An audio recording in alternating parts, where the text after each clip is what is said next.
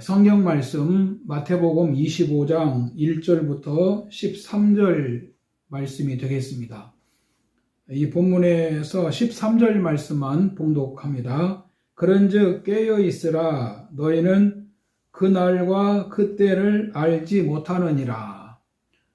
저는 이 본문 말씀을 가지고 두 번째로 주님을 기다리는 신앙이라는 제목으로 함께 잠깐 말씀을 나누겠습니다. 우리는 대림절 네 번째 주일을 맞았습니다. 이번 주 토요일이 성탄절입니다. 주님을 맞이하고 임마누엘로 새해를 시작할 수 있기를 바랍니다. 그래서 이 대림절에 우리 성도님들은 내가 하나님의 자녀로 제대로 살고 있는지 신앙을 돌아보는 기회로 삼았으면 좋겠습니다. 그 대림절을 겨울철의 사순절이라고도 합니다. 주님의 오심을 기다리면서 어두운 일들, 방탕하고 술 취하고 또 음행과 호색과 쟁투와 시기하는 일들, 이런 그 죄들을 적극적으로 청산을 하고 적극적으로 이웃사랑을 실천하는 그런 절기가 되어야 한다는 것입니다. 이뿐만이 아니라 교회에서 이 대림절에는 그 신앙교육을 통해서 학습자라든지 세례자 그리고 교회 일꾼을 세우는 준비 기간으로 활용했다고 합니다. 우리 믿음의 선배들은 이렇게 준비를 해서 성탄절을 맞았습니다. 이것이 대림절을 지나며 예수님의 오심을 기다리는 사람들이 마땅히 가져야 될 마음의 자세라는 것입니다. 그런데 우리는 지금 코로나로 인해서 신앙생활에 맥을 못 추고 있다면 어떻게 되겠습니까? 잘못하고 있는 겁니다. 성탄 주간 주일입니다. 우리는 살아서 주님을 맞든지 세상을 졸업하고 주님을 맞이하든지 중요한 것은 언젠가는 우리는 반드시 주님을 만난다는 겁니다. 영광스럽게 주님을 만날 것인지 아니면 심판의 주님으로 만날 것인가, 그것은 우리가 어떻게 주님을 기다리느냐에 달려 있습니다.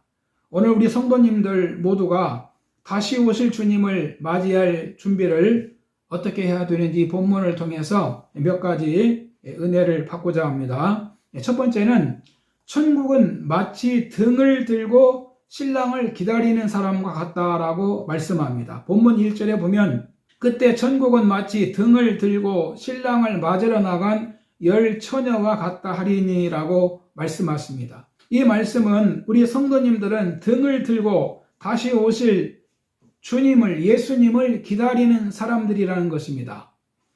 등은 불을 밝히는 도구입니다.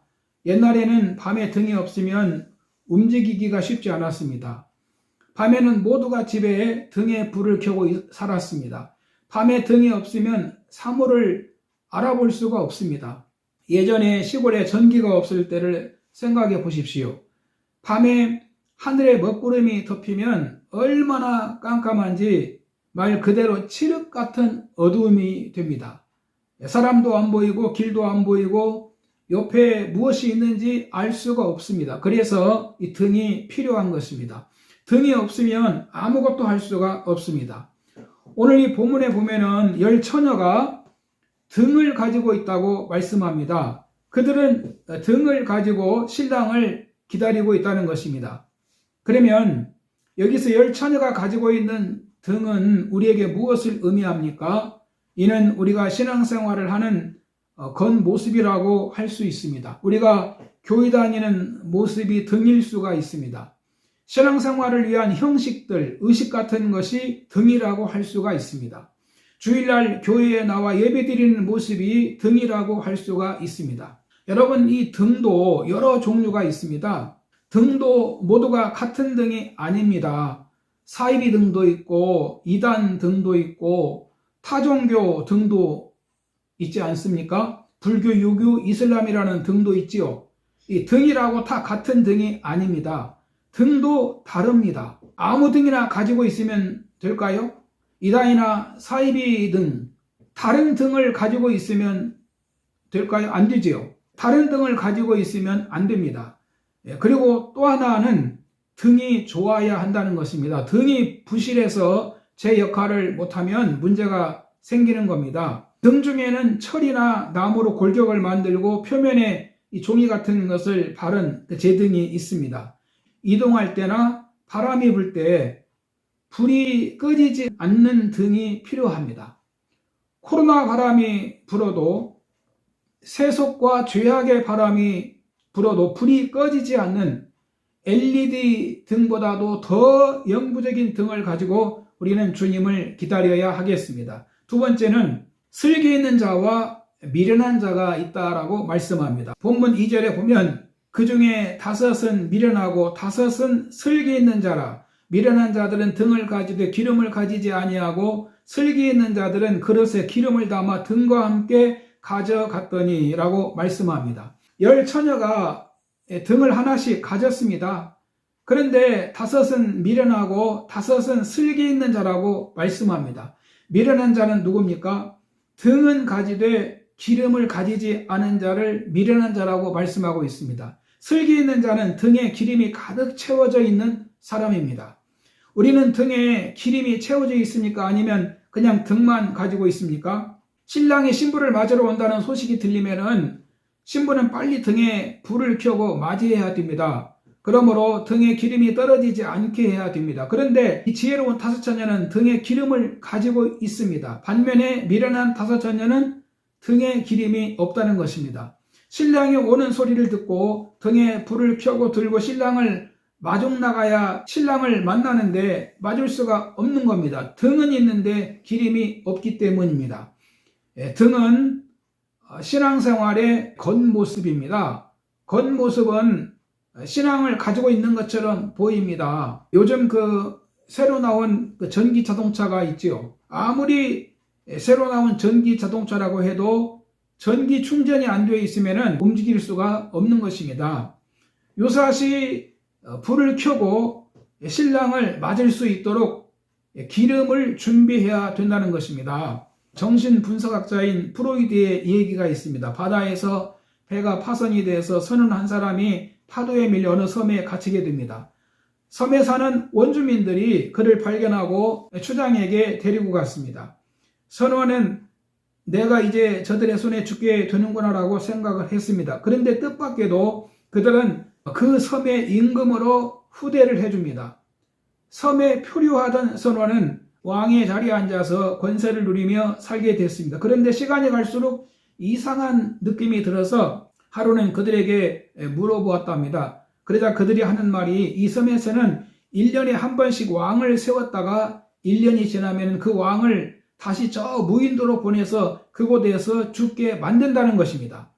이 말을 들은 왕이 된 선원은 깜짝 놀랐습니다. 충격을 받았습니다. 1년이 지나면 자기는 죽는다는 것입니다. 그래서 구원 받을 길이 없을까 하고 곰곰이 생각하던 중에 그에게 좋은 아이디어가 떠올랐습니다. 그는 그들에게 명령하기를 배를 한 척 지어서 그 배에 곡식과 과일나무를 싣고 저 무인도로 가서 심으라고 했습니다. 왕의 명령이기 때문에 그 원주민들은 모두가 순종을 해야 했습니다. 드디어 1년이 지나자 그들은 임금을 무인도로 보냈습니다. 그러나 그는 자기가 임금으로 있을 때 구원의 길을 준비했기 때문에 그곳에서 여생을 안전하게 살 수가 있었다는 그런 얘기가 있습니다. 그러면 여러분, 오늘 우리 성도님들이 등에 가지고 있어야 할 기름이 무엇일까요? 등은 표면적으로 교회 다니는 모습에 불과합니다. 그 등 속에 기름이 있어야 합니다. 신앙생활을 하되 내용이 있어야 한다는 것입니다. 그러면 등 속에 있어야 할 기름이 무엇입니까? 기름을 성령으로 해석하기도 합니다. 로마서 8장 11절에 보면 예수를 죽은 자 가운데서 살리신 이의 영이 너희 안에 거하시면 그리스도 예수를 죽은 자 가운데서 살리신 이가 너희 안에 거하시는 그의 영으로 말미암아 너희 죽을 몸도 살리시리라라고 말씀합니다. 여러분, 성령님이 우리 마음에 계시면 우리가 신앙생활을 어떻게 하고 있을 것 같습니까? 신앙의 형식만 가지고 있을까요? 교회에 등록만 해놓고 교회 안 다니고 있을까요? 저는 우리 마음에 성령님이 계시면 성령님이 계신 증거가 보인다고 믿습니다. 예배드리는 일에 힘쓸 것이고 평소에 죄와 싸우며 경건하게 살 것이고 예수 그리스도를 나의 구주로 믿고 살 것입니다. 늘 깨어서 기도하며 살 것입니다. 주님께 11조와 감사를 드리며 순종하며 살 것입니다. 하나님 나라를 받들며 살 것입니다. 전도하며 살 것입니다. 다시 말씀을 드리면은 신앙의 내용이 있다는 것입니다. 그래서 주님이 오시면 알아본다는 겁니다.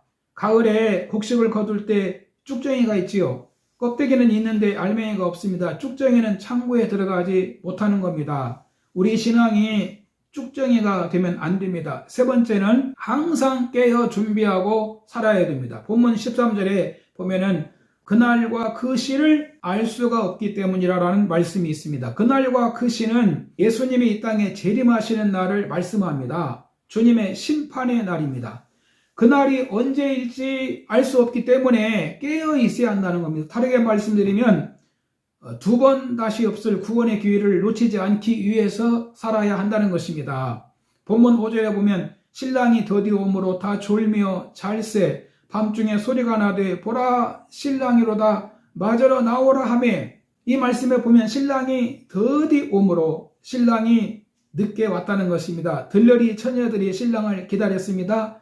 기다리는 사람에게는 신랑이 빨리 오면 좋겠지요. 그런데 기다려도 오지를 않습니다. 오늘 밤은 안 오시려나 그런 생각도 할 수 있습니다. 그러면서 너무 늦으니까 졸리지요. 졸다가 잘세 잠이 들었습니다. 그런데 한밤중에 신랑이 왔다는 소리가 들린 겁니다. 여기서 주의해서 우리가 알아야 할 것은 그 심판의 날이 언제 어느 때 우리가 예측지 못하는 그 순간에 그 시간에 들이닥친다는 겁니다. 그래서 그날과 그때는 아무도 모르나니라고 말씀하고 있습니다. 여러분 마태복음 24장 37절 이하에 보면은 노아의 때와 같이 인자의 마음도 그러하리라. 홍수 전에 노아가 방주에 들어가던 날까지 사람들이 먹고 마시고 장가들고 시집가고 있으면서 홍수가 나서 그들을 다 멸하기까지 깨닫지 못하였으니 인자의 임함도 이와 같으리라 라고 말씀하고 있습니다. 주님의 초림은 죄인을 구원하기 위한 것이고 또 회개시키기 위한 것입니다. 즉 성탄절 주님은 내가 의인을 부르러 온 것이 아니요 죄인을 부르러 왔다라고 말씀합니다. 그러나 주님의 재림은 심판과 멸망을 선언하고 있습니다.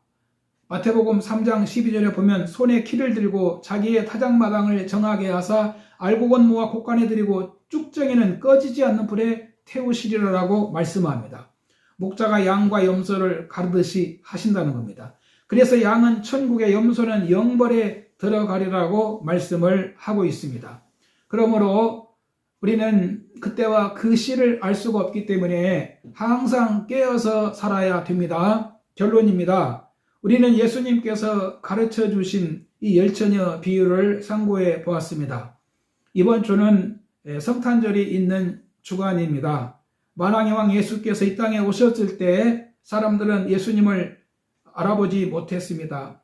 예수 안 믿은 사람들은 모두가 다 죄 가운데 살다가 멸망한 것입니다. 그러므로 이제 우리는 이 성탄주일에 2000년 전에 이 땅에 오신 예수 그리스도의 성탄을 회상하는 그런 절기가 되어야 됩니다. 그리고 2000년 전에 육신으로 오셨지만 이제는 말씀으로 영으로 새롭게 임재해 주시기를 기다리는 성탄절로 준비를 해야 되겠습니다. 이뿐만이 아니고 믿지 않는 비신자들에게도 이 성탄의 기쁜 소식이 전해지도록 기도해야 되고 또 이 소식을 전해 주어야 됩니다. 그리고 영광 중에 재림하실 그리스도를 기다리는 소망의 절기가 되어야 하겠습니다. 대림절 마지막 주일에 성도님들은 내가 하나님의 자녀로 제대로 살고 있는지 내 자신을 돌아보는 그런 기회가 되기를 바랍니다. 할렐루야.